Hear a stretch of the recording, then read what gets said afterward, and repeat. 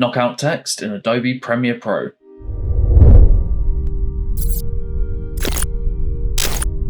Okay, so we've got a video here. Add some text.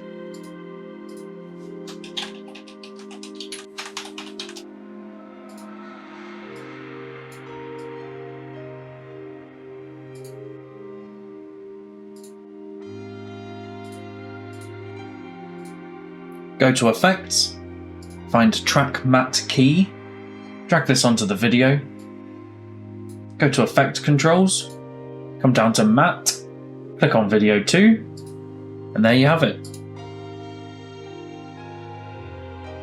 Easy. If that was helpful to you, consider subscribing. There's lots more videos like that also might be helpful.